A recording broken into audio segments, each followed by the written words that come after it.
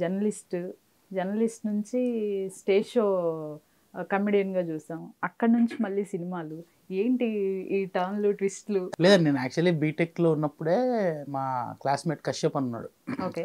వాళ్ళ ఫాదరు శివప్రసాద్ గారిని చాలా సీనియర్ జర్నలిస్ట్, మన ఆంధ్రజ్యోతిలో చేసేవాళ్ళు, టీవీ నైన్లో చేశారు. చాలా పెద్ద స్పోర్ట్స్ జర్నలిస్ట్ అనమాట. క్యాప్ శివ అంటారు ఆయన, క్యాప్ పెట్టుకుని. Okay okay okay. Very famous, చాలా పెద్ద జర్నలిస్ట్ ఆయన. వాళ్ళ అబ్బాయి మాకు ఫ్రెండ్. ఓకే. నాకేం ఇంట్రెస్ట్ బాగా బీటెక్లో ఉన్నప్పటి నుంచే. ఆయన ఊరికే సతాయిస్తూ ఉండేవాడిని, మీ నాన్న పరిచయం చేయాలి. అట్లా ఆయన శివప్రసాద్ గారు పట్టుకెళ్ళి నన్ను ఆంధ్రజ్యోతిలో ఇంటర్న్షిప్ పెట్టారు. అట్లా ఇంటర్న్షిప్, దాని తర్వాత నేనే అక్కడ జాయిన్ అయిపోవడం. డిజిటల్ వింగ్ అప్పుడే స్టార్ట్ చేశారు. యూట్యూబ్ అప్పుడే కొత్తగా వస్తుంది. అరౌండ్ 2012 అప్పుడు జాయిన్ అయ్యా. సో అలా అవుట్ ఆఫ్ ఇంట్రెస్ట్ జాయిన్ అయిన ప్రొఫెషన్ జర్నలిజం. కాదు, ఫుడ్ బ్లాగ్స్ చేశారు కదా అప్పట్లో. అవును, కొత్తలో ఆంధ్రజ్యోతికి F3 అని ఒక ప్రోగ్రామ్ చేసాము. ఫుడ్ ఫ్యాషన్ ఫన్ ఆ ప్రోగ్రామ్ ప్యాకేజ్ చేశారు వాళ్ళు. అందులో ఫుడ్ ప్రోగ్రామ్ నేను చేసేవాడిని. ఫ్యాషన్ ఎవరో ఒక అమ్మాయి చేసేది, ఫన్ అని మన సన్నీ ఉన్నాడు, విజయ్ సన్నీ, ఇప్పుడు బిగ్ బాస్ గెలిచాడు కదా, ఆ సన్నీ ఆ సెగ్మెంట్ చేసేవాడు. సో మేము ముగ్గురు చేసేవాళ్ళం అనమాట.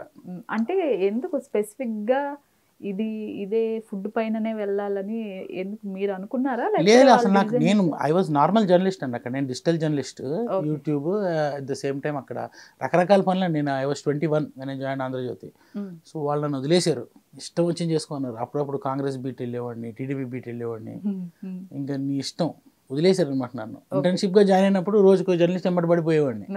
పోయి నేర్చుకోవటం, రావటం, ఏమన్నా ఉంటే ఆన్లైన్ వరకు Andhrajyothy website, Andhrajyothy YouTube channel అప్పుడే పెట్టారు. ఆ వీడియోస్ కట్ చేసి ఇక్కడ పెట్టడం.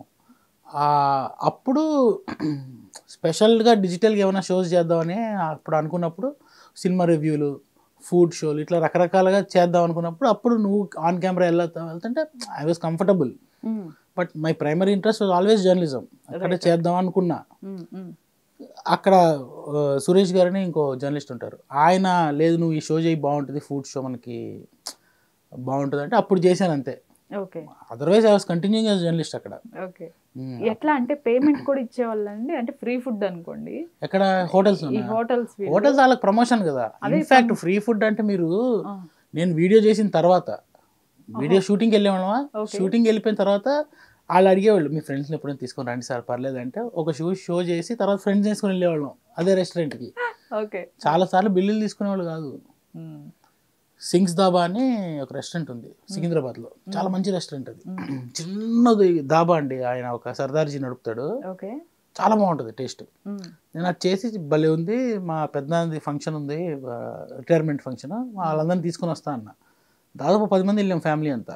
తినేసాం, బిల్ అంటే తీసుకోడు, వద్దొద్దండి అంటాడు సర్దార్జీ. ఆయన ఏమయ్యా 2-3 వస్తే ఓకే, 10 మంది వచ్చి తిన్నాం బాగోదే అని తీసుకో అంటే, ఏమొద్దండి మీరు ప్రోగ్రామ్ చేశారు కదండి చాలండి అని పంపించారు. అట్లుండేది.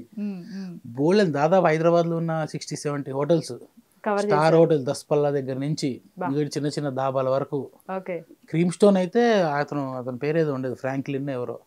ఎన్ని అసలు దాదాపు వెళ్తే నువ్వు నా పేరు చెప్పి ఫ్రీ ఐస్ క్రీమ్ నేను పోరా అనేవాడు ఒక వీడియో చేసినందుకు. ఆ షో చేసిన తర్వాత లావ్ అయ్యారా? ముందు నేను ఫస్ట్ నుంచి అవుతుంది చబ్బీ కిడ్, ఫస్ట్ నుంచి మన స్కూల్ నుంచి కూడా.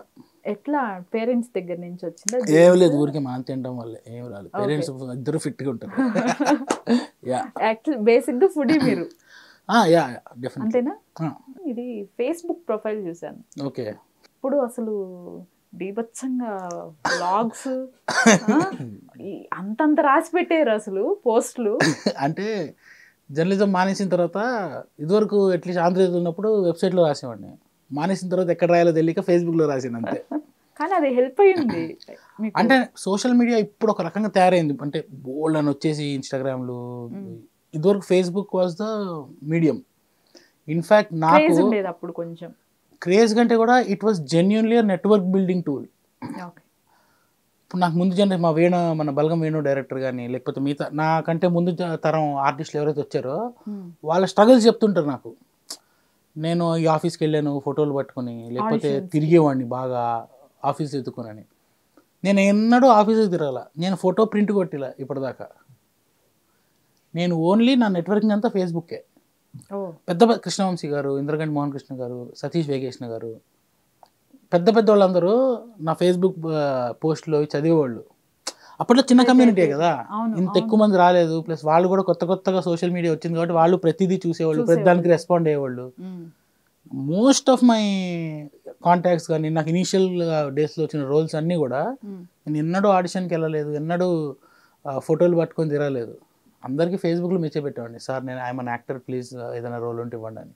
వెళ్ళని కలిసేవాళ్ళు, ఏదైనా చిన్నది అందరు ఇచ్చేవాళ్ళండి అప్పట్లో.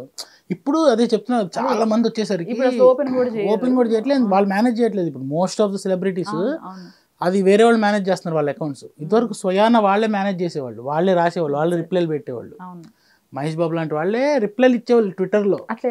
2010 చెప్పే కదా, నా కృష్ణవంశీ గారు నక్షత్రంలో వేషం ఇచ్చారు నాకు.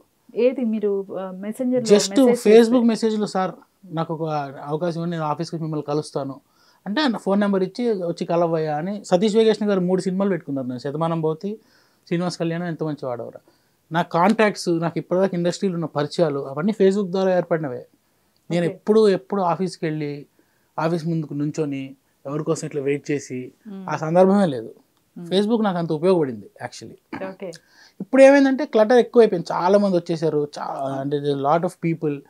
మీకు ఫేక్ ప్రొఫైల్ ఏదో రియల్ ప్రొఫైల్ ఏదో తెలియట్లేదు, అలా అయిపోయింది. ఇప్పుడు ఇదివరకు చాలా ఉపయోగపడేది సోషల్ మీడియా యాక్చువల్లీ. ఇంకొకటి ఏంటంటే డిసడ్వాంటేజెస్, ఎవరు వీళ్ళు పర్సనల్గా హ్యాండిల్ చేయట్లేదు, ఎందుకంటే వాళ్ళకి కంట్రోల్ ఉండట్లేదు. ఇప్పుడు ఇదివరకు నాలంటి వాడు ఎవరైనా మెసేజ్ చేస్తే, ఇప్పుడు ఎవడు మెసేజ్ చేస్తున్నాడో ఏమన్నా అయిద్దో, రేపు పొద్దున్న నాకు మెసేజ్ చేసి రిప్లై ఇవ్వలేదు అంటారు. బోల్డని గొడవలు నేను చూస్తూనే ఉన్నాం కదా మనం. సో వాళ్ళు కూడా రిస్క్ తీసుకోవట్లా. చాలా మంది వదిలేసి, కొరటాల శివ గారు వదిలేసి వెళ్ళిపోయారుగా, నాకు వద్దండి, నాకు ఇన్స్టా ఇంకా చాలు, ట్విట్టర్ ఐఎమ్ లీవింగ్ ట్విట్టర్ అని మెసేజ్ పెట్టాడు ఆల్మోస్ట్ ఒక 1 year బ్యాక్. మీకు గుర్తే ఉంటుంది, వెళ్ళిపోయాడు ఆయన. చాలా మంది వెళ్ళిపోతున్నారు. మన శివకార్తికేయన్ చెప్పాడు, నేను ఇంక వద్దని సోషల్ మీడియా నా వల్ల కాదండి, నేను అన్ని డిలీట్ చేశానండి అని. It's come to that phase again. ఫస్ట్లో వచ్చినప్పుడు ఏంటంటే చాలా ఉత్సాహంగా ఉండేది, ఐడియాస్ పంచుకునేవాళ్ళు, షేర్ చేసుకునేవాళ్ళు. ఎవరన్నా నేను ఏదన్నా చిన్న రాశానంటే ఓ పోస్ట్ దానికి కృష్ణవంశీ గారు రిప్లై ఇచ్చేవాడు.